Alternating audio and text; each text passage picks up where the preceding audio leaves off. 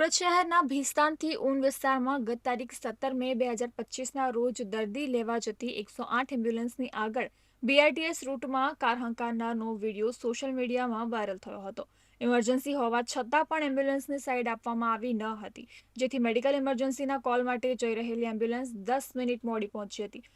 આ બાબતે ટ્રાફિક વિભાગ દ્વારા તાત્કાલિક તપાસ હાથ ધરી મોયુનુદ્દીન મોહમ્મદ ચાંદીવાલા નામના કાર ચાલકને શોધી તેની સામે કાયદેસરની કાર્યવાહી કરવામાં આવી છે.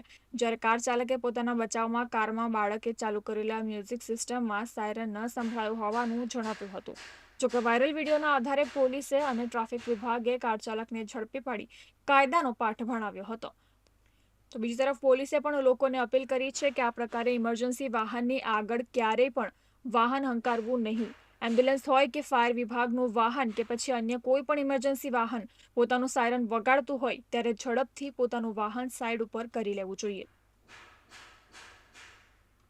હોવા છતાં એને ઓવરટેક કરવા દીધેલ નહીં અને લગભગ 2-3 જંકશન સુધી આરટીઓ કારના ચાલકે એમની ગાડી આગળ ચલાવેલ અને જેના લીધે એક સોશિયલ મીડિયામાં એક વિડીયો વાયરલ થયેલો હતો.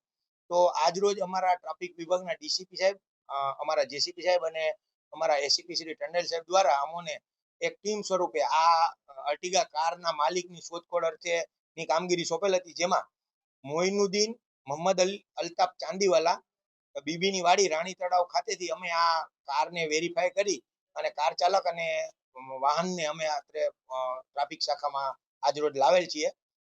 અને પ્રજાને મારે એટલું જ કેવું છે કે કોઈ પણ ઇમરજન્સી વ્હીકલ જ્યારે તમારી આસપાસ પસાર થતું હોય તો એને અવશ્ય રસ્તો આપો. કોઈ પણ એમ્બ્યુલન્સ જ્યારે પસાર થઈ રહી છે તો એમાં કોઈનો જીવ જોખમમાં હોય છે. ઘણી વખત ફાયર ફાઈટરો ઓવર સ્પીડિંગમાં જતા હોય તો એનું કારણ એટલું જ હોય કે એ કોઈ જગ્યાએ આગનો બનાવ બનેલો હોય. તો મારી જનતાને અપીલ છે કે આવા ઇમરજન્સી વ્હીકલને તમે રસ્તા આપશો.